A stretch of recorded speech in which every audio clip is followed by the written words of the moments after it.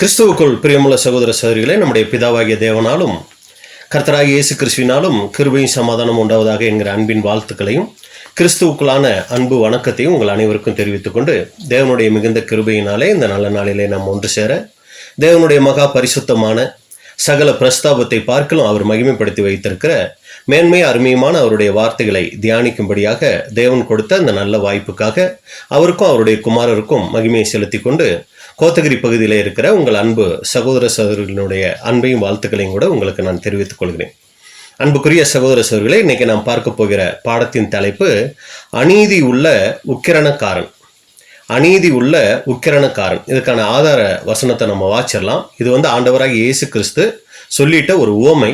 அந்த உவமையை குறித்து நம்ம பார்க்கும்போது லூக்கா 16 அதிகாரம் 1 முதல் 9 வரைக்கும். லூக்கா 16 அதிகாரம் 1 முதல் 9 வரைக்கும். பின்னும் அவர் தம்முடைய சீசரை நோக்கி, ஐஸ்வர்யன் ஆகிய ஒரு மனுஷனுக்கு ஒரு உக்கிரானக்காரன் இருந்தான்.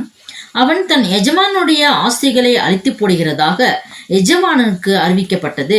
அப்ப அன்புக்குரிய சகோதர சகோதரிகளே, இந்த ஓமையில நம்ம பார்க்கிறோம், ஐஸ்வர்யமுள்ள ஒரு மனுஷன் இருக்கிறாரு. அவருக்கு ஒரு உக்கிரணக்காரன், அதாவது ஒரு அக்கௌண்டன்ட் அப்படின்னு கூட நம்ம சொல்லலாம், ஒரு அதிகாரி ஒருத்தர் இருக்கிறாரு. இப்போ அவர் என்ன பண்றாருன்னா, அந்த எஜமானனுடைய ஆஸ்திகள் எல்லாத்தையும் அழிச்சு போடுறதா எஜமானனுக்கு அறிவிக்கப்படுது. பாருங்க, எஜமான் உங்ககிட்ட இருக்கிற அந்த ஆபீசர் உங்களுடைய எல்லா சொத்தையும் அழிச்சு போடுற வேலையை செஞ்சிட்டு இருக்கிறாரு அப்படிங்கிறத அந்த எஜமான் கேள்விப்படுறாரு. கேள்விப்பட்ட உடனே அந்த எஜமான் என்ன பண்ணினார் அப்படிங்கிறத 2வது வசனத்துல பாக்குறோம். அப்பொழுது எஜமான் அவனை வரவழைத்து, உன்னை குறித்து நான் இப்படி கேள்விப்படுகிறது என்ன? உன் உக்கிரான கணக்கை ஒப்புவி, இனி நீ உக்கிரானக்காரனாய் இருக்கக்கூடாது என்றான்.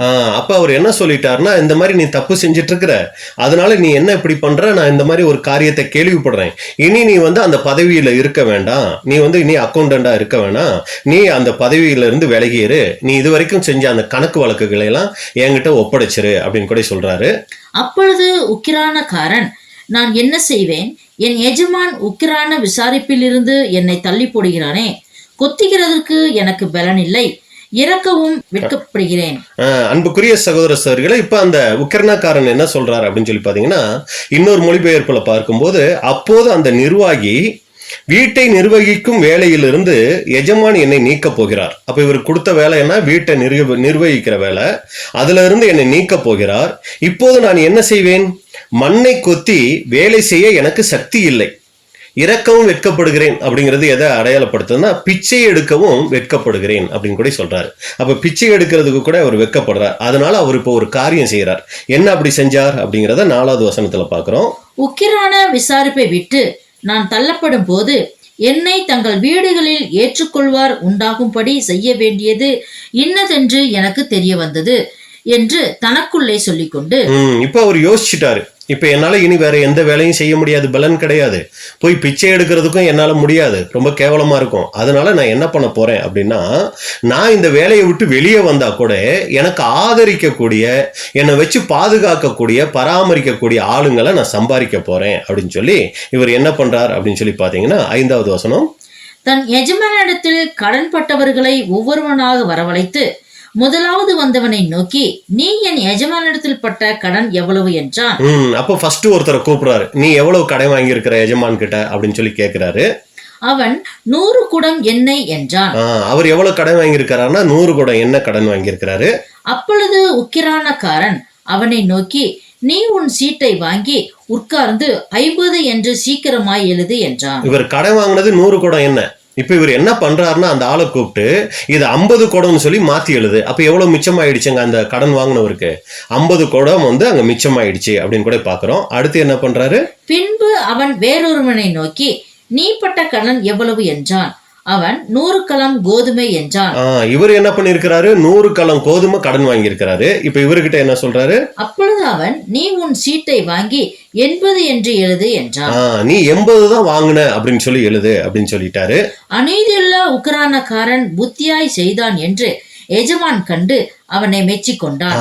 இங்கதான் விசேஷம் இருக்கு பாருங்க. இந்த மாதிரி எஜமானனுக்கு விரோதமா இவர் ஒரு காரியம் செஞ்சிருக்கிறார். அவர் வாங்கினது எவ்வளவு? 100 50ன்னு மாத்தி எழுத வச்சுட்டாரு. அடுத்து 100 குடம் எண்ணெய் 50 பண்ணி, அடுத்து கோதுமை எவ்வளவுன்னு பாத்தீங்கன்னா 100 கலம் கோதுமைய 80ன்னு எழுத சொல்லி இந்த மாதிரி பண்ணுனா எந்த எஜமானனாவது பாராட்டுவாரா? எனக்கு இவ்வளவு ஏற்கனவே நீ தப்பு பண்ணிட்டு இருந்த, இப்ப மறுபடியும் இப்படி ஒரு தப்பு பண்றியேன்னு சொல்லி அவர் எனக்கு கூப்பிட்டு என்ன பண்ணிருக்கணும்? ஒண்ணு ஜெயில தூக்கி போட்டிருக்கணும், இல்லைன்னா ஏதோ ஒரு தண்டனை கொடுத்துருக்கணும், ஏதோ ஒரு காரியம் செஞ்சிருக்கணும். ஆனா இங்க வசனம் பாருங்க, ரொம்ப வித்தியாசமா இருக்கு. அநீதி உள்ள உக்கிரணக்காரன் புத்தியாய் செய்தான் என்று எஜமான் கண்டு அவனை மெச்சி கொண்டானான். பரவாயில்லப்பா, சூப்பர் வேலை பார்த்துருக்கிற அப்படின்னு சொல்லி என்ன பண்ணாராம், அவரை மெச்சி கொண்டார் அப்படின்னு கூட பார்க்கிறோம். அதை சொல்லிட்டு சொல்றாரு, இவ்விதமாய் ஒளியின் பிள்ளைகளை பார்க்கிலும் இந்த பிரபஞ்சத்தின் பிள்ளைகள் தங்கள் சந்ததியில் அதிக புத்திமான்களாய் இருக்கிறார்கள் அப்படின்னு சொல்லிட்டு தான் இப்ப 9வது வசனம் நம்ம பார்க்கிறோம்.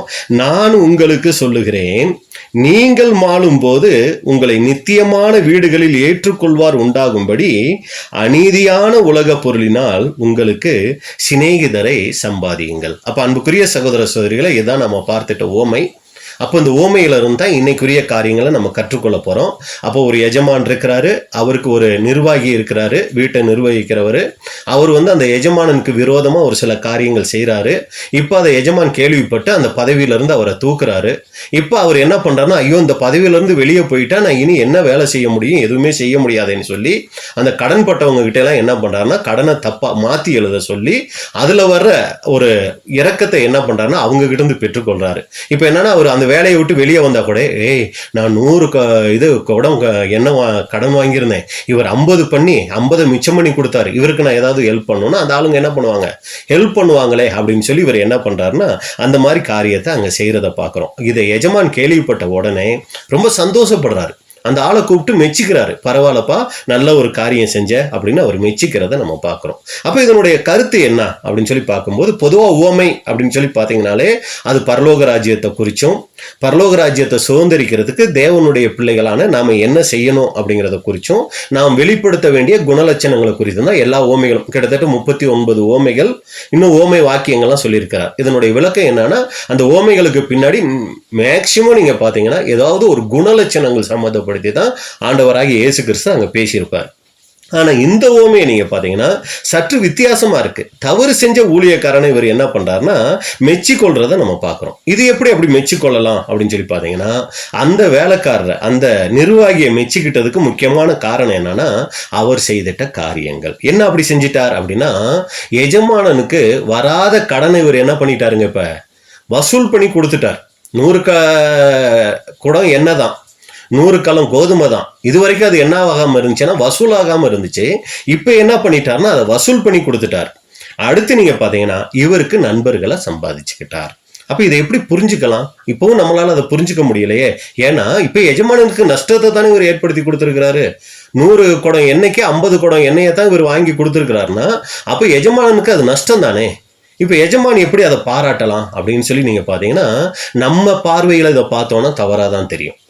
ஆனா அந்த யூதர்களுடைய பார்வையில நீங்க கவனிச்சீங்கன்னா, யூதர்கள் பொதுவாவே அவங்களுக்குன்னு ஒரு நியாயப்பிரமாணம் இருந்துச்சு. என்ன நியாயப்பிரமாணம்னா, எவ்வளவுதான் அந்த சகோதரர்களுக்குள்ள, அந்த இஸ்ரேல் ஜனங்களுக்குள்ள கடன் வாங்கி இருந்தாலும், எவ்வளவு கடன் வாங்கியிருந்தாலும் என்ன தெரியுங்களா பண்ணணும், 7வது வருஷம் வந்துச்சுன்னா அந்த கடனெல்லாம் தள்ளுபடி ஆயிடும். இப்போ உதாரணத்துக்கு ஒரு பிரதர் கிட்ட இன்னொரு பிரதர் என்ன பண்ணியிருக்கிறாரு, ஒரு 1 லட்சம் ரூபா கடன் வாங்கியிருக்காருன்னு வைங்களேன் இந்த இஸ்ரேலர்களுக்குள்ள. இப்போ அந்த 7வது வருஷம் வந்துருச்சுன்னா இவர் 1 லட்சம் ரூபா கடன் திருப்பி கொடுக்கணுங்கிற சட்டம் இருந்தாலும் அந்த கடன் என்ன ஆயிடும்னா ரத்தாயிடும். அதுக்கப்புறம் இவர் அவருக்கு என்ன பண்ண தேவைன்னா கடன் கொடுக்க தேவையில்லை. அந்த மாதிரி ஒரு நியாய பிரமாணம் இஸ்ரேல் ஜனங்கள் மத்தியில இருந்துச்சு. இப்ப இவங்க என்ன பண்ணிட்டாங்கன்னா கடன் வாங்கியிருக்கிறாங்க. இப்ப 7வது வருஷம் அந்த கடனே என்னவாயிடும், ரத்தம் ஆயிடும். ஆனா அதுக்கு முன்னாடி இந்த உக்கிரணக்காரன் என்ன தெரியுங்களா பண்ணிட்டாரு, அந்த கடனை பாதி பண்ணுனதுனால எஜமானனுக்கு முழுசும் வராம போகக்கூடிய அந்த கடன் இப்ப பாதி அவருக்கு என்னவாயிடுச்சுங்க, கிடைச்சிருச்சு. அதனாலதான் இவர் என்ன பண்றாருன்னா அந்த எஜமான் அங்க மெச்சிக்கொள்றார் அப்படின்னு கூட நம்ம பாக்குறோம்.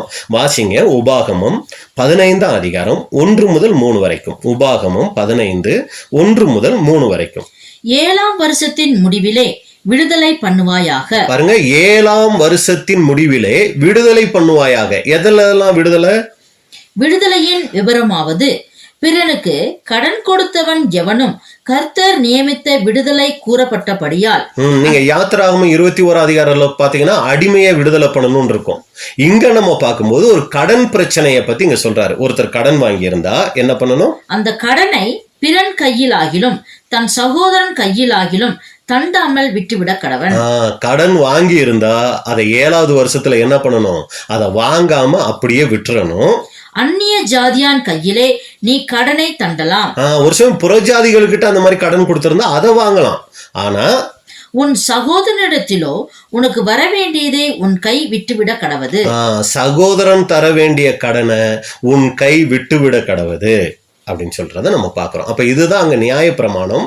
அப்ப இங்க நம்ம பார்க்கும்போது இந்த உக்கிரணக்காரன் என்ன பண்ணிட்டார்னா, சுத்தமா வராம போற அந்த கடனை இவர் என்ன பண்ணிட்டார் அப்படின்னு சொல்லி பாத்தீங்கன்னா, பாதியாவது கிடைக்கிறதுக்கு அந்த எஜமானுக்கு என்ன பண்ணிட்டாரு, அங்க உதவி செஞ்சதுனால தான் இங்க எஜமான் பாராட்டினார். இது அந்த ஓமையில அங்க நம்ம வருகிற அந்த வித்தியாசமான காரியத்துக்கான விளக்கம் பார்த்துட்டோம். இப்ப நம்ம இந்த ஓமையில இருந்து தேவனுடைய பிள்ளைகளான நாம என்ன கத்துக்கணும் அப்படிங்கறத தான் அந்த 9வது வசனத்துல சொல்றாரு. லூக்கா 16:9.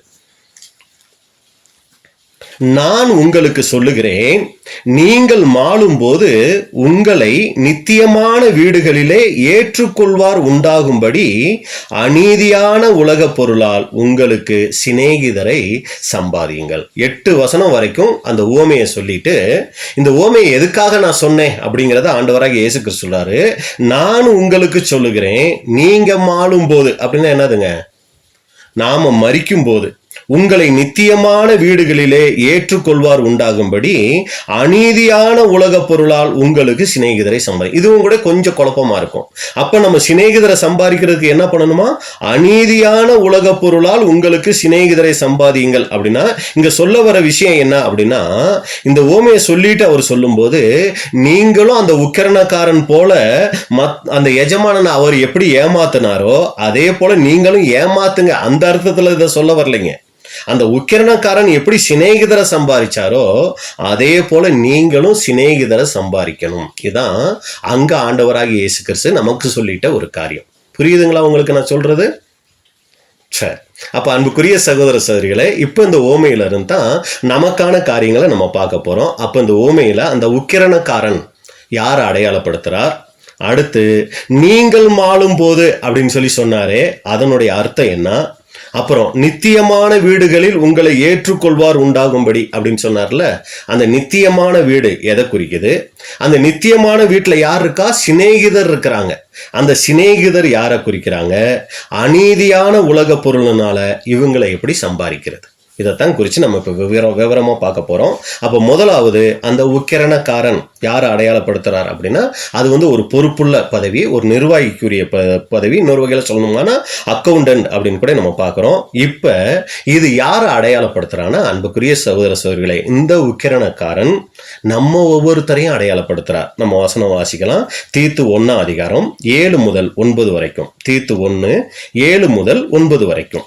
ஏனெனில் கண்காணியானவன் தேவனுடைய உக்கிரானக்காரனுக்கேற்ற விதமாய் குற்றம் சாற்றப்படாதவனும் தன் இஷ்டப்படி செய்யாதவனும் முற்கோபம் இல்லாதவனும் மதுபான பிரியம் இல்லாதவனும் அடியாதவனும் இழிவான ஆதாயத்தை இச்சியாதவனும் அந்நியரை உபசரிக்கிறவனும் நல்லோர் மேல் பிரியமுள்ளவனும் தெளிந்த புத்தியுள்ளவனும் நீதிமானும் பரிசுத்தவானும் இச்சை அடக்கம் உள்ளவனும் ஆரோக்கியமான உபதேசத்தினாலே புத்தி சொல்லவும் எதிர்பேசுகிறவர்களை கண்டனம் பண்ணவும் வல்லவனுமாய் இருக்கும்படி தான் போதிக்கப்பட்டதற்கேற்ற உண்மையான வசனத்தை நன்றாய் பற்றி கொள்கிறவனுமாய் இருக்க வேண்டும்.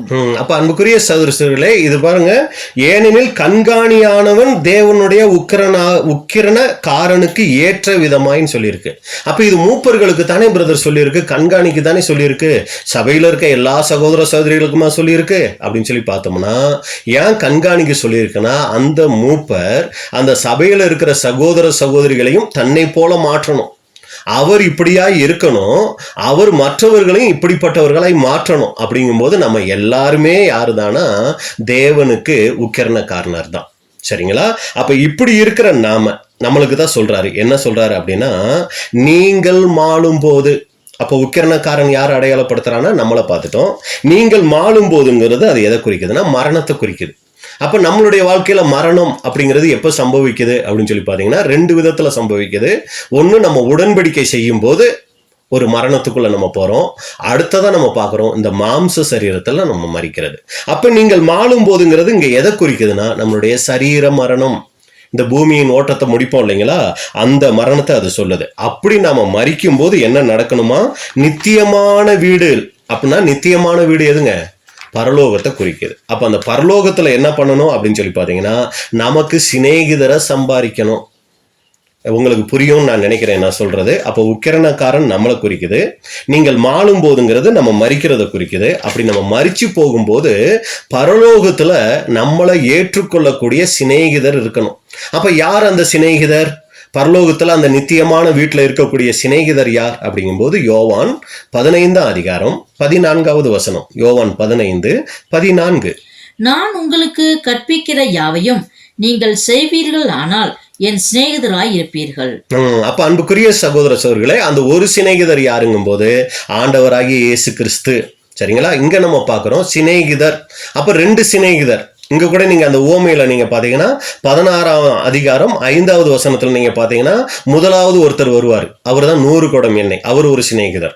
அடுத்து 7வது வசனத்தில் நீங்க பாத்தீங்கன்னா 100 கலம் கோதுமை. 2 சிநேகிதரை பத்தி அங்க சொல்லியிருக்கு. அப்ப முதல் பரலோகத்துல நம்ம ஏற்றுக்கொள்ளக்கூடிய சிநேகிதர் ஆண்டவராகிய இயேசு கிறிஸ்துனா, இன்னொரு சிநேகிதர் யாரா இருக்கணும்னா பிதாவாகிய தேவன் அப்படின்னு கூட பாக்குறோம். அப்ப இந்த இதுல என்ன அர்த்தம்னா, நித்தியமான வீடுகளிலே உங்களை ஏற்றுக்கொள்வார் உண்டாகும்படி நீங்க என்ன பண்ணணும், சிநேகிதரை சம்பாதிக்கணும். அப்படிங்கும்போது எதன் மூலமா சம்பாதிக்கணும் அந்த சிநேகிதரை?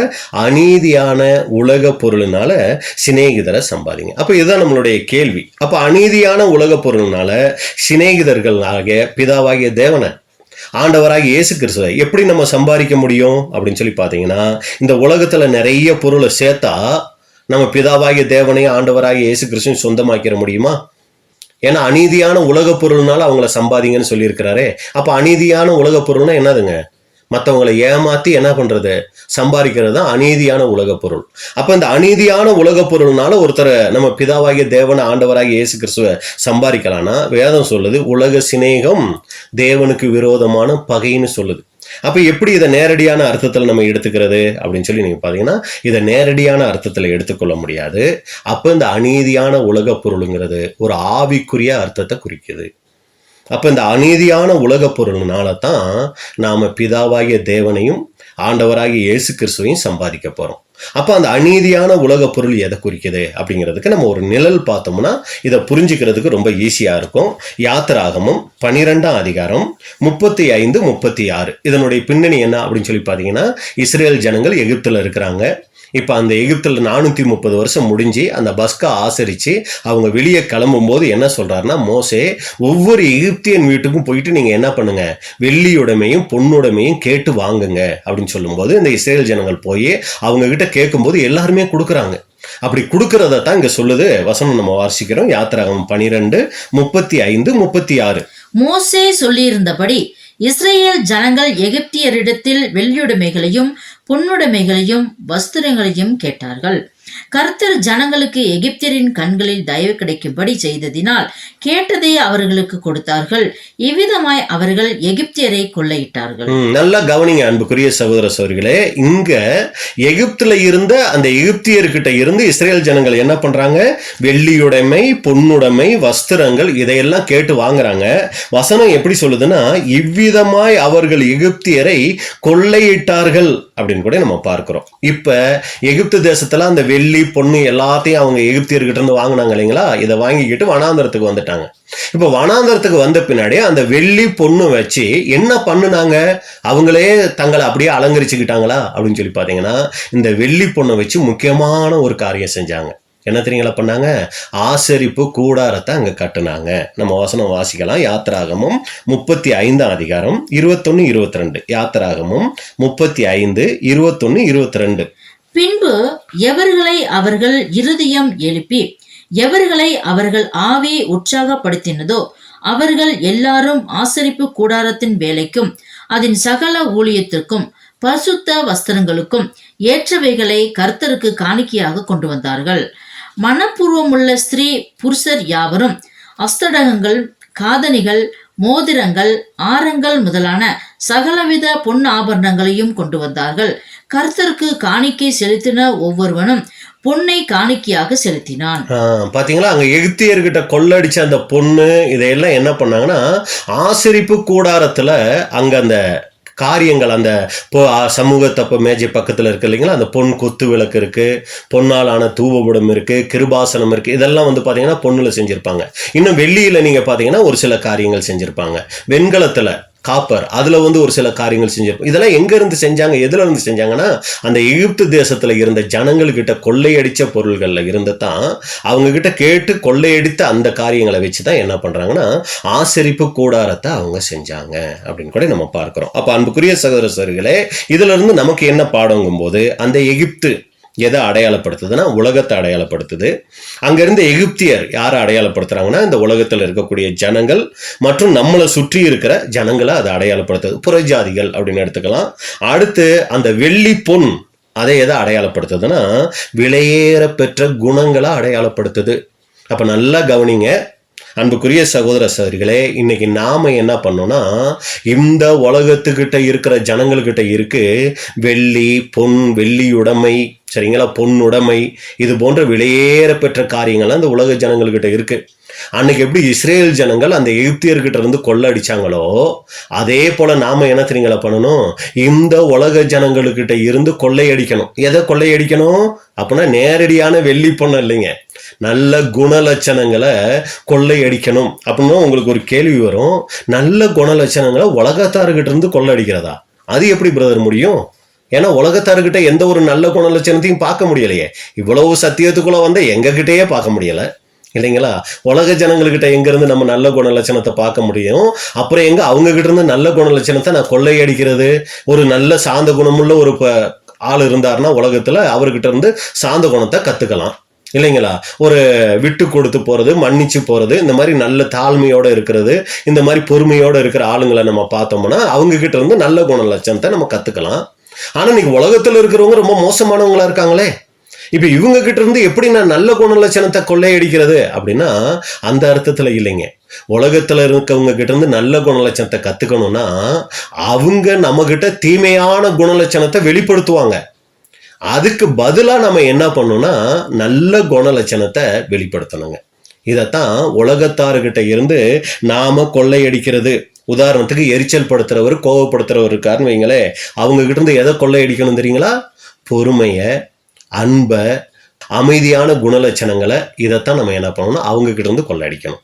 புரியும்னு நினைக்கிறேன் உங்களுக்கு. அதாவது எப்பவுமே நம்மளை ஒருத்தர் கோவப்படுத்திக்கிட்டு இருக்கும்போது பதிலுக்கு நம்ம கோவப்படாம அமைதியா போறோம் பாத்தீங்களா, இப்பதான் நமக்குள்ள என்ன தெரியுங்களாகும், நல்ல குணலட்சணங்கள் உருவாக ஆரம்பிக்கும். நல்ல குணலட்சணங்கள் வெளிப்படுத்துறவங்க கிட்டயே நம்ம நல்ல குணலட்சணத்தை வெளிப்படுத்துற ஒரு பெரிய விஷயமே கிடையாது. ஒருத்தர் நம்ம கிட்ட அன்பு காமிச்சுக்கிட்டே இருக்கிறாங்க, நம்ம பதிலுக்கு அன்பு காமிக்கிறது ஒரு பெரிய விஷயமா? அது ஒரு பெரிய விஷயமே கிடையாது. அதே நேரத்துல நம்ம கிட்ட ஒருத்தர் வந்து கோபம் உண்டாக்குற மாதிரி நடக்கிறாங்க, அவங்க கிட்ட அன்பா நடக்கணுங்கிறது ரொம்ப கஷ்டமான ஒரு விஷயம். அதைத்தான் இங்க வேதம் சொல்லுது. அவங்க கிட்ட நீங்க என்ன பண்ணுங்கன்னா நல்ல குணலட்சணத்தை வெளிப்படுத்துறதுக்கு என்ன பண்ணுங்க, உங்களை ஆயத்தப்படுத்துங்க, அப்படி கொள்ளையடிங்கிறாரு. இதைத்தான் ஆண்டவராக இயேசு கிறிஸ்து பாருங்க ஒரு அருமையான வசனம் சொல்றாரு. மத்தேயு 5:44 வசனம். மத்தேயு 5:44.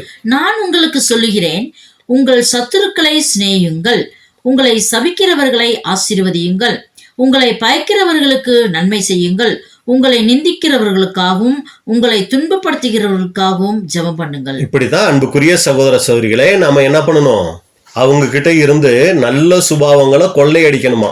எப்படி நல்ல சுபாவங்களை நம்ம கொள்ளையடிக்கிறது அப்படின்னு சொல்லி பாத்தீங்கன்னா, நம்மள சத்துருக்களா இருக்காங்க இல்லைங்களா, அந்த சத்துருக்களுக்கு நம்ம என்ன பண்ணணும், சிநேகத்தை வெளிப்படுத்தணும். இப்படியாய் நல்ல குணலட்சணத்தை வெளிப்படுத்தணும். நம்மளை சபிக்கிறாங்க, அவங்களுக்கு என்ன பண்ணணும், என்னையா சபிச்ச, என்ன நீ நல்லா இல்லைன்னு சொன்னீங்கன்னா நீ என்ன பண்ணிரு, டபுள் மடங்கா நல்லா இல்லாம போ, அப்படி அர்த்தம் இல்லைங்க.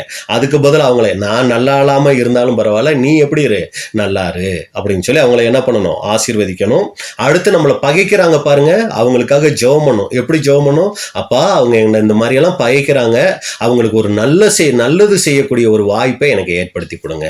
ஏன்னா இப்படி எல்லாம் கேவலமா பேசிட்டு இருக்காங்க இல்லையா, அதுக்கு பதிலா அவங்களுக்கு நான் ஏதாவது ஒரு நல்லது செய்யறதுக்கான எனக்கு ஒரு வாய்ப்பை ஏற்படுத்தி கொடுங்கப்பான்னு சொல்லி நம்ம ஜெபம் பண்றதை தான் அங்க குறிக்குது. பகைக்கிறவர்களுக்கு என்ன பண்ணணுமா, நன்மை செய்யணும். ஜெபிக்கிறது மட்டும் இல்லைங்க, அதுக்கான வாய்ப்பை தேவன் நமக்கு ஏற்படுத்தி கொடுக்கும்போது அன்புக்குரிய சகோதர சகோதரிகளே நாம அவங்களுக்கு நன்மை செய்யக்கூடியவங்களா இருக்கணும். அது மாத்திரம் இல்ல, நம்மளை நிந்திக்கிறவங்க, நம்மளை துன்பப்படுத்துறவங்களுக்காக நம்ம என்ன பண்ணணும், ஜெபம் பண்ணணும். கண்டிப்பா ஜெபம் பண்ணுவோம். ஆனா என்னன்னு ஜெபம் பண்றோம், நம்மளை நிந்திக்கிறவங்களுக்காக, துன்பப்படுத்துறவங்களுக்காக அவங்க நல்லா இருக்கணும் ஜெபம் பண்றோமா, என்னை இப்படியெல்லாம் பேசிட்டாங்க, அவங்க ஒரு வழி ஆகணும் அப்படின்னு சொல்லி நம்ம ஜெபிக்கிறோமா, இல்ல மனப்பூர்வமா ஆண்டவரே அவங்கள ஆசீர்வதிங்க ஆண்டவரே, அவங்க அந்த தவறுகளை சரி பண்ணிக்கிறதுக்கு உதவி செய்யுங்க ஆண்டவரே நம்ம ஜெபிக்கிறோமாங்கிறதான் அன்புக்குரிய சகோதர சகோதரிகளே இங்க சொல்லப்படுகிற காரியம். அப்ப நல்லா நம்ம கவனிக்கணும். இந்த உலக ஜனங்கள்கிட்ட இருந்து தான் நாம நல்ல குணங்களை கத்துக்க முடியும். ஏன்னா உலகம் முழுக்க தீமை நிறைஞ்சிருக்குது. அப்ப இதன் மத்தியில நாம எப்படி நல்லவங்களா மாறுறோங்கிறத தான் தேவன் அங்க சொல்ல வராரு. அன்னைக்கு எப்படி எகிப்தியர்கிட்ட இருந்து அவங்க வெள்ளி பொண்ணு இவைகளை கொள்ளையடிச்சாங்களோ, அதே போல இந்த உலகத்தார்கிட்ட இருந்து நல்ல குணங்களை நாம என்ன பண்ணணும்னா கொள்ளையடிக்கக்கூடியவங்களா இருக்கணும். அப்படி நம்ம கொள்ளையடிக்கும் போது என்ன நடக்கும் அப்படின்னு சொல்லி பாத்தீங்கன்னா, இந்த உலக ஜனங்கள்கிட்ட இருந்து வருகிற இது போன்ற சோதனையான சூழ்நிலையில நல்ல குணங்களை நம்ம வெளிப்படுத்தும் போது அப்ப நம்ம என்ன தெரியுங்களா ஆகுறோம், நம்மளுடைய சிநேகிதரை நாம சம்பாரிச்சு கொள்ளலாம். அன்னைக்கு பாருங்க, இஸ்ரேல் ஜனங்கள் அவங்க கிட்ட இருந்து கொள்ளையடிச்சதை வச்சு என்ன பண்ணாங்க, ஆசரிப்பு கூடாரத்தை கட்டினாங்க. நாம இவங்க கிட்ட இருக்கிற அந்த தவறான குணலட்சணங்களுக்கு பதிலா நல்ல குணலட்சணங்களை நம்ம அவங்க மத்தியில வெளிப்படுத்தும் போது நாம தேவனுடைய ஆலயத்தை நமக்குள்ள கட்டுகிறவர்களா நாம இருக்கிறோம். அந்த நல்ல சுபாவங்களை வச்சு நம்மளை நாம் கட்டக்கூடியவங்களா இருக்கிறோம். அப்ப அநீதியான உலக பொருள்னால சிநேகிதரை சம்பாதிக்கிறதுங்கிறது எதை அடையாளப்படுத்துது அப்படின்னா, அவங்க கிட்ட இருக்கிற கெட்ட சுபாவங்களுக்கு பதிலா நாம் நல்ல சுபாவங்களை வெளிப்படுத்தும் போது நாம் பரலோகத்துல இருக்கிற சிநேகிதர்களை என்ன பண்றோம், அதன் மூலமா சம்பாதிக்கக்கூடியவங்களா இருக்கிறோம். உங்களுக்கு புரிஞ்சிருக்கும் நான் நினைக்கிறேன். இன்னும் கூட இதை புரிஞ்சுக்கிறதுக்கு ஒரு சில உதாரணங்களை நம்ம பார்த்து இந்த பாடத்தை முடிக்கலாம். இப்ப நம்ம பார்க்க போகிற உதாரணம் யாருன்னா சகேயு, ஆயக்காரனாகிய சகேயூர். இவரும் கூட அநீதியான உலக பொருள்னால சிநேகிதரை சம்பாதிச்சார். எப்படி சிநேகிதரை சம்பாதிச்சார்? லூக்கா 19 அதிகாரம் 8வது வசனம். சகேயு நின்று கர்த்தரை நோக்கி, ஆண்டவரே, என் ஆஸ்திகளில் பாதியை ஏழைகளுக்கு கொடுக்கிறேன். நான் ஒருவனிடத்தில் எதையாகிலும் அநியாயமாய் வாங்கினதுண்டானால் நாளத்தனையாக திரும்ப செலுத்துகிறேன் என்றான். இப்ப சகேயுவை பத்தி நமக்கு தெரியும். இவர் என்ன பண்ணியிருக்காரு, காட்டாத்தி மரத்து மேலே ஏறி இருக்கிறார். இயேசு கிறிஸ்து வர்றாருன உடனே எல்லாரோடையும் நின்று இவர் பார்க்க முடியாது, ஹைட்டு குறைவு. அதனால என்ன பண்றாருன்னா மரத்து மேல இருந்து பார்க்கிறாரு. இப்ப இயேசு கிறிஸ்து அந்த வழியில வரும்போதே பிதாவாகிய தேவன் இயேசு கிறிஸ்துக்குள்ள பேசுறார். என்னன்னா, ஜீசஸ் பாருங்க, அந்த மரத்து மேல ஒரு ஆள் உட்கார்ந்து இருக்கிறாரு, அவர் பேரு சகேயு. நீங்க இப்ப என்ன பண்ணணும்னா அவர் வீட்டுக்கு நீங்க அவர் கூட போகணும்னு சொல்லிட்டாரு. சொன்ன உடனே இப்ப இயேசு கிறிஸ்து என்ன சொல்றாருன்னா, மரத்தை பார்த்து சகேயுவே இறங்கி வா, நான் இன்னைக்கு உன் வீட்டுல தங்கணும்னு சொல்லிட்டாரு. இப்ப சகேயு என்ன பண்றாருன்னா மலைச்சு போயிட்டாரு. என் வீட்டுல இவர் தங்குறாரா, சரி வாங்க வாங்கன்னு கூட்டிக்கிட்டு ரொம்ப ஆசையா போறாரு. போகும்போது ரெண்டு பக்கமும் இயேசு கிறிஸ்து பக்கத்துல இருந்த ஜனங்கள் பேச ஆரம்பிச்சிட்டாங்க. என்னது, இயேசு கிறிஸ்து விவரம் தெரியாம இவன் வீட்டுக்கு போயிட்டு இருக்கிறாரு, இந்த சகேயு சாதாரண ஆளா, சரியான கொள்ளைக்காரன், இவன் வரி வசூல் பண்றேன்னு சொல்லி எவ்வளவா கொள்ளடிச்சு எங்களை எல்லாம் இந்த உலகத்துல சொல்லுவாங்களா, என்னமோ வாயில போட்டுட்டான் அப்படின்லாம் சொல்லுவாங்க தெரியுங்களா, கொள்ளடிச்சு. அந்த மாதிரி மனுஷன் இவன். தெரியாம இவர் ஒரு நல்லவங்க வீட்டுக்கு போனா பரவாயில்ல, இந்த இயேசு கிறிஸ்து இவர் எங்க போறாரு, ஒரு மோசமான ஆளு வீட்டுக்கு போறாரே அப்படின்னு சொல்லும் போது சகேயுக்கும் இது கேட்டுட்டாரு. கேட்ட உடனே சகேயு என்ன தெரியுங்களா வசனம் சொல்லுது, சகேயு நின்று.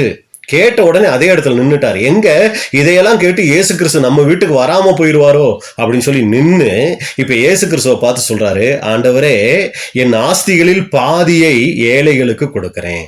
நீங்க வராம மட்டும் இருந்துடாதீங்க ஜீசஸ், நீங்க கண்டிப்பா என் வீட்டுக்கு வரணும். அதனால நான் என்ன பண்ண போறேன், என்னோட ஆஸ்தியில பாதியை நான் என்ன பண்றேன்னா ஏழைங்களுக்கு கொடுத்துட்றேன். நான் யாருக்கிட்டையாவது எதையாகிலும் அநியாயமா வாங்கி இருந்தேன்னா அதை நாளத்தனையா என்ன பண்ணிடுறேன்னா திரும்ப செலுத்திடுறேன் அப்படின்னு சொன்ன உடனே இயேசு கிறிஸ்து சொல்றாரு, இன்றைக்கு இந்த வீட்டுக்கு ரட்சிப்பு வந்தது. அப்ப அவர் என்ன பண்ணிட்டார்னா சிநேகிதரா இயேசு கிறிஸ்து அங்க ஏத்துக்கிட்டார் அப்படின்னு கூட பார்க்கிறோம். அப்ப அன்புக்குரிய சகோதர சகோதரிகளே, இங்க நம்ம பார்க்கிறோம் சகேயு இயேசு கிறிஸ்துவ சிநேகிதரா சம்பாதிக்கிறதுக்கு என்ன தெரியுங்களா பண்ணாரு, தனக்கு இருந்ததை மற்றவங்களுக்கு கொடுத்து என்ன பண்ணார்னா அங்க சிநேகிதரை சம்பாதிச்சார். பாருங்க, இதே சூழ்நிலை இன்னொரு ஐஸ்வர்யமுள்ள வாலிபனுக்கு வந்துச்சு. அவர் போய் இயேசு கிறிஸ்துவ கேட்கிறார், நித்திய ஜீவனை சுதந்திரிக்கிறதுக்கு நான் என்ன பண்ணணும் அப்படின்னு கேட்ட உடனே இயேசு கிறிஸ்து சொல்றாரு, நியாயப்பிரமாணத்துல என்ன சொல்லியிருக்கு, அதுக்கு நீ கீழ்ப்படிப்பானா, அதெல்லாம் நான் சின்ன வயசுல இருந்தே கீழ்ப்படுகிறேன் அப்படின்னு சொன்ன உடனே இன்னும் உங்ககிட்ட ஒரு குறை இருக்கு அப்படின்னு சொல்லி சொல்றாரு. மத்தேயு 19 அதிகாரம் 21, 22. மத்தேயு 19, 21 மற்றும் 22. அதற்கு இயேசு, நீ பூரண சர்க்குணனாயிருக்க விரும்பினால் போய் உனக்கு உண்டானவைகளை விற்று தரித்திரருக்கு கொடு, அப்பொழுது பரலோகத்தில் உனக்கு பொக்கிஷம் உண்டாயிருக்கும், பின்பு என்னை பின்பற்றி வா என்றார். நீ பூரண சத்குணரா இருக்கணும்னா உனக்கு இருக்கிறதெல்லாம் வித்து தரித்திரருக்கு கொடு, அப்புறம் என்னை பின்பற்றி வான்னு சொன்ன உடனே அந்த ஐஸ்வர்யம் உள்ள வாலிபன் என்ன பண்ணாரு? அந்த வாலிபன் மிகுந்த ஆஸ்தி உள்ளவனாய் இருந்தபடியால் இந்த வார்த்தையை கேட்ட பொழுது துக்கம் அடைந்தவனாய் போய்விட்டான். பாருங்க, இயேசு கிறிஸ்து விட்டுட்டு என்ன பண்ணிட்டாரு? துக்கம் அடைந்தவனாய் போய் விட்டான். இப்ப இயேசு கிறிஸ்து சொல்றாரு வித்து கொடுன்னு சொல்லி. ஆனா சகேயு கிட்ட இதெல்லாம் இயேசு கிறிஸ்து சொல்லவே இல்லை. நீ உனக்கு இருக்கிறதையெல்லாம் வித்து தரித்திரருக்கு கொடு, நாளை தனியா கொடுன்னா இயேசு கிறிஸ்து சொல்லவே இல்லைங்க. அவரே வாலின்றியா என்ன பண்றாரு? விட்டு கொடுக்க அவர் சம்மதிச்சார். ஆனா இவர்கிட்ட சொல்லியும் என்ன பண்ணார்னா அதை செய்ய முடியல. அப்ப அன்புக்குரிய சகோதர சகோதரிகளே, தனக்கு இருக்கிறத மற்றவங்களுக்கு கொடுத்து இவர் என்ன பண்றாருன்னா அந்த சகேயு இயேசு கிறிஸ்துவ அங்க சம்பாதிக்கிறார் அப்படின்னு கூட பாக்குறோம். இன்னொருத்தரை நம்ம குறிச்சு பார்க்கும்போது யாருன்னு பாத்தீங்கன்னா ஸ்தேவான். இவர் எப்படி சிநேகிதரை சம்பாதிச்சார் அப்படின்னு சொல்லி நீங்க பாத்தீங்கன்னா, இவர் வந்து ஒரு மிகப்பெரிய பிரசங்கம் பண்றார். அப்போஸ்தலர் 6ஆம் அதிகாரம் 7ஆம் அதிகாரத்துல நீங்க பாத்தீங்கன்னா மிகப்பெரிய ஒரு பிரசங்கம் பண்றாரு. அந்த பிரசங்கத்தினுடைய முடிவு என்ன அப்படின்னு சொல்லி நீங்க பாத்தீங்கன்னா அப்போஸ்தலர் 7ஆம் அதிகாரம் 55 இருந்து அப்போஸ்தலர் 7:55 முதல். அவன் பரிசுத்த ஆவியினாலே நிறைந்தவனாய் வானத்தை அண்ணாந்து பார்த்து தேவனுடைய மகிமையையும் தேவனுடைய வலது பாரிசத்தில் இயேசுவானவர் நிற்கிறதையும் கண்டு, அதோ வானங்கள் திறந்திருக்கிறதையும் மனுஷகுமாரன் தேவனுடைய வலது பாரிசத்தில் நிற்கிறதையும் காண்கிறேன் என்றான். அப்பொழுது அவர்கள் உரச சத்தமாய் கூக்குரலிட்டு தங்கள் காதுகளை அடைத்துக்கொண்டு ஒருமனப்பட்டு அவன் மேல் பாய்ந்து அவனை நகரத்துக்கு புறம்பே தள்ளி அவனை கல்லெறிந்தார்கள். அப்ப இந்த சம்பவம் நமக்கு தெரியும். சேவான் ஒரு மிகப்பெரிய பிரசங்கம் பண்றாரு. மனம் திரும்ப வேண்டிய அந்த யூத ஜனங்கள் என்ன பண்றாங்கன்னா கோபம் அடைஞ்சு அவர் மேல கல்லெறிஞ்சு அவரை கொல்றாங்க. தங்கள் வஸ்திரங்களை கலற்றி சவுல் எண்ணப்பட்ட ஒரு வாலிபனுடைய பாதத்தினருகே வைத்தார்கள். அப்பொழுது கர்த்தராகிய இயேசுவே, என் ஆவியை ஏற்றுக்கொள்ளும் என்று ஸ்தேவான் தொழுது கொள்கையில் அவனை கல்லெறிந்தார்கள். அவனோ முழங்கால் படியிட்டு, ஆண்டவரே, இவர்கள் மேல் இந்த பாவத்தை சுமத்தாதிரும் என்று மிகுந்த சத்தமிட்டு சொன்னான். இப்படி சொல்லி நித்திரை அடைந்தான்.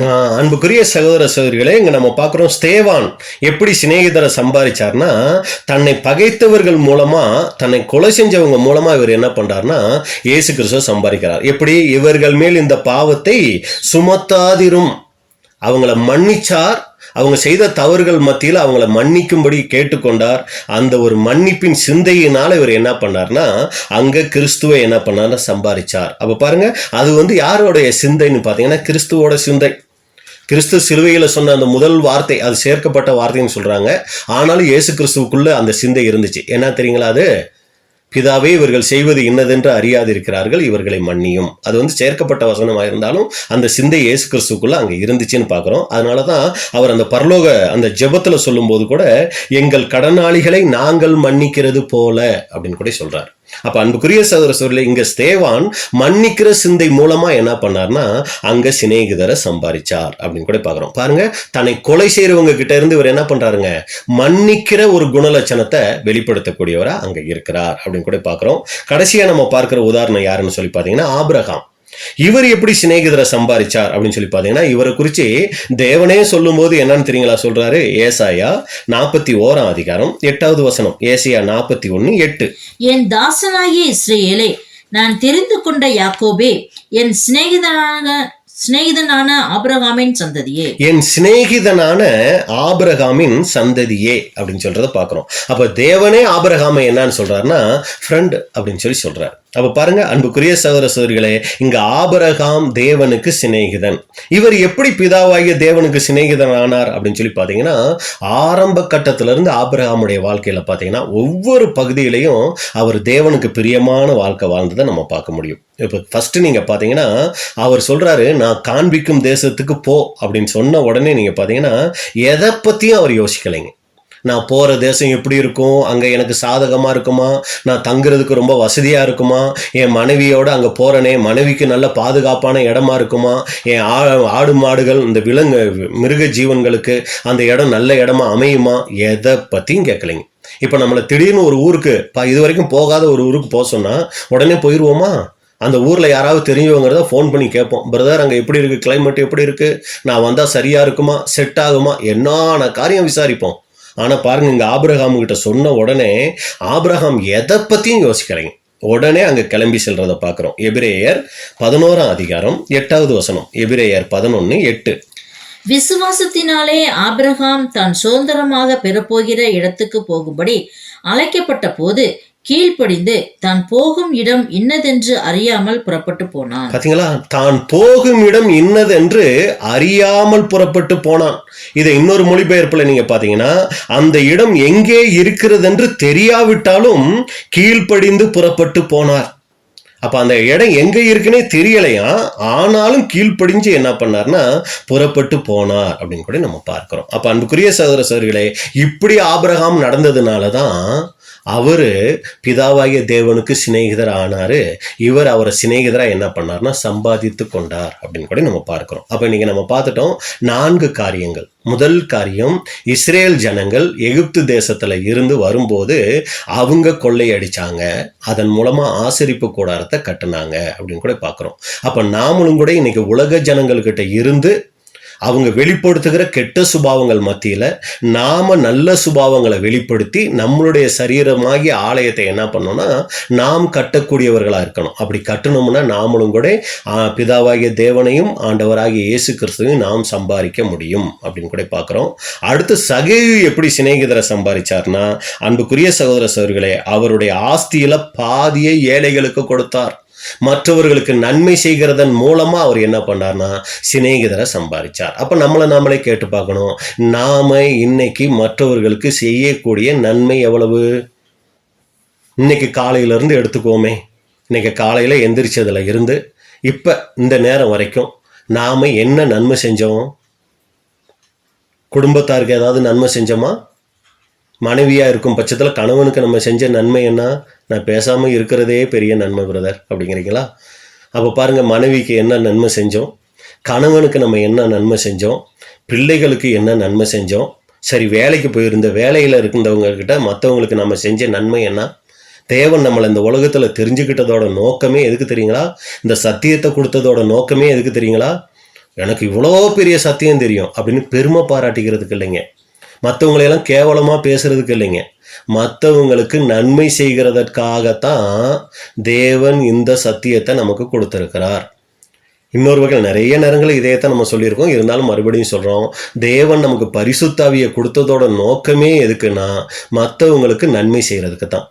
அப்போ உண்மையிலேயே இந்த சத்தியத்தை நம்ம தெரிஞ்சிருந்தோம்னா நாம மற்றவர்களுக்கு நன்மை செய்யக்கூடியவங்களா இருப்போம்.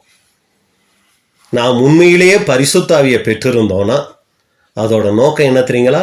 மற்றவர்களுக்கு நாம நன்மை செய்யக்கூடியவங்களா இருப்போம். அப்ப அன்புக்குரிய சகோதரர்களே, நாமளே கேட்டு பார்ப்போம், நாம இந்த சத்தியத்துக்குள்ள வந்ததுனால யாருக்கு நன்மை? நாமளே யோசிச்சு பார்ப்போம். மற்றவர்களுக்கு இதனால ஏதாவது ஒரு நன்மை இருக்கா?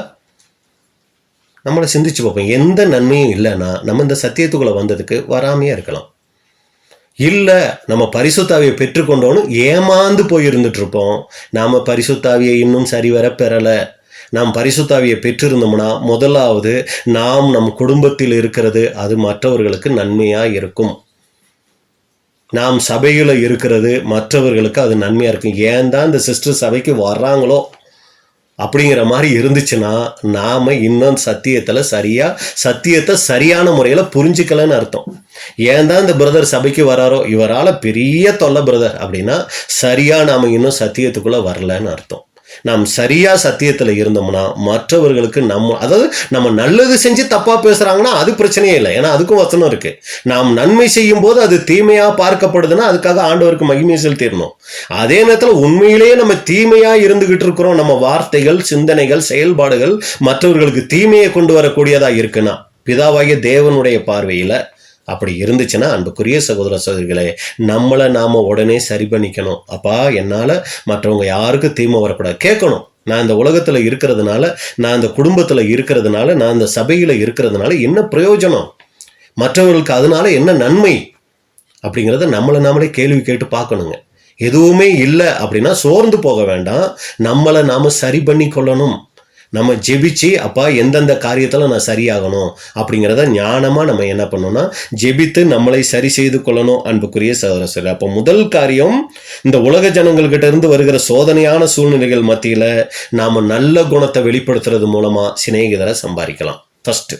ரெண்டாவது, மற்றவர்களுக்கு நன்மை செய்யறது மூலமா நாம சிநேகிதரை சம்பாதிக்கலாம். அதனால தான் நிறைய வசனங்கள் வேதத்துல சொல்லியிருக்கு, மற்றவர்களுக்கு நன்மை செய்ய நாடுங்கள், தானம் தர்மம் பண்ணவும். அதாவது வெறும் சகோதர சகோதரிகளுக்கு மட்டும் இல்லைங்க, நம்ம பக்கத்துல இருக்கிற தேவனை அறியாத ஜனங்களுக்கும் நாம நன்மை செய்யக்கூடியவங்களா இருக்கணும். அதைத்தான் அங்க சொல்ல வருது. அடுத்து நீங்க பாத்தீங்கன்னா, தீங்கு செய்தவர்களை மன்னிப்பதின் மூலமா. அப்ப நம்மளே யோசிச்சு பார்ப்போம், நம்ம மன்னிக்க முடியாம யாராவது இருக்காங்களா இன்னைக்கு? அவங்கள மட்டும் செத்தாலும் மன்னிக்க மாட்டேன் பிரதர் அப்படிங்கிற மாதிரி யாராவது இருக்காங்களா? அப்படியெல்லாம் இருந்தால் நம்ம கிறிஸ்தவ வாழ்க்கையே வாழ முடியாதுங்க. ஏன்னா ஆண்டவர் நம்மளை மன்னிச்சது பார்த்தீங்கன்னா அவ்வளோ மன்னிச்சிருக்கிறாருங்க. இந்த நிமிஷம் வரைக்கும் நம்மளை மன்னிச்சுக்கிட்டு இருக்கிறதுனால தான் இன்னைக்கு இந்த சத்தியத்தையே நம்ம எல்லாரும் உட்காந்து தியானிக்க முடியுது. அப்போ அந்த அளவுக்கு தேவனுடைய கிருபை மன்னிப்பு இருக்கிறதுனால தான் நம்ம இன்னமும் ஜீவனோட இருந்துட்டு இருக்கிறோம். அப்போ அவ்வளோ அவர் நம்மளை மன்னிச்சிருக்கும் போது நாம மன்னிக்க முடியாதவங்க இந்த உலகத்துல யாராவது இருக்காங்களா? யாரை வேணாலும் நீங்க சொல்லுங்க பிரதர், நான் மன்னிச்சிருவேன், ஆனா எங்க மாமியாரை மட்டும் என் வாழ்க்கையில மன்னிக்கவே முடியாது, அந்த மாதிரி ஏதாவது இருக்காங்களா? இல்லை எங்க குடும்பத்துல இருக்கிற அவரை மட்டும் இவரை மட்டும், இல்லை என் வேலை செய்யற இடத்துல அவங்கள மட்டும் இவங்கள மட்டும், இப்படி யாராவது இருக்காங்களா? அப்படி இருந்தா அன்புக்குரிய சகோதர சகோதரிகளே, சிநேகிதரை நம்ம சம்பாதிக்கவே முடியாது. அப்போ ரொம்ப யோசிச்சு யாரையாவது, ஏன்னா தேவனுடைய கிருபை நமக்கு கிடைக்கணும்னா யாரு மேலே நமக்கு கசப்பு இருந்தாலும் தேவனுடைய கிருபையை பெற்றுக்கொள்ள முடியாது. அப்போ ரொம்ப ஜாக்கிரதையாக இருக்கணும். நாம் மற்றவர்களை மன்னிக்கிற விஷயத்தில் மன்னித்தால் நாம் சிநேகிதரை சம்பாரிச்சு கொள்ளலாம். அடுத்து நம்ம பார்க்குறோம், இந்த ஆபிரகாமிட்ட இருந்து பார்க்கும்போது தேவனுடைய வார்த்தைக்கு கீழ்ப்படிவதின் மூலமாக ஒரு விசுவாசம், ஒரு கீழ்ப்படிதல் அவருக்குள்ள இருந்ததுனால பார்க்குறாரு தேவனை. என்ன கீழ்ப்படிதல் காமிக்கிறார் இவர். பெத்த மகன் 100 வயசு கழிச்சு கிடைச்ச மகனை எனக்காக பலி செலுத்தினா கொஞ்சம் கூட யோசிக்காம சரின்ட்டு எந்திரிச்சு வர்றாரே. இவரை போல ஒரு மனுஷனை பார்க்க முடியாதே. அதனால தான் என் சிநேகிதனாகிய ஆபிரகாமின் சந்ததியே அப்படிங்கிறார், என் ஃப்ரெண்டுன்னு சொல்றாரு.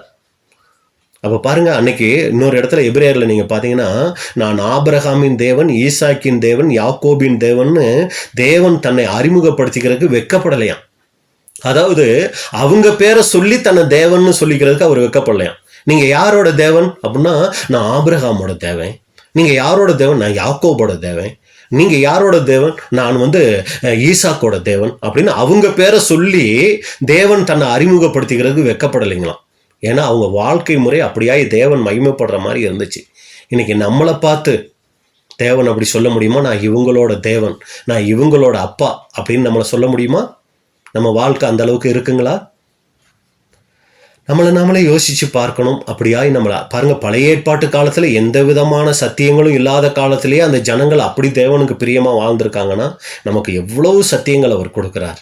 அப்படி கொடுக்கும்போது நாம் தேவனுக்கு பிரியமான வாழ்க்கை வாழ்றதுக்கு நம்மளை என்ன பண்ணணும்னா ஆயத்தம் படுத்தணும், நம்ம தத்தம் செய்யணும். இதான் அன்புக்குரிய சகோதர சகோதரிகளே, இந்த அநீதி உள்ள உக்கரணக்காரன் அந்த ஓமையிலேருந்து நம்ம கற்றுக்கொண்ட காரியம்.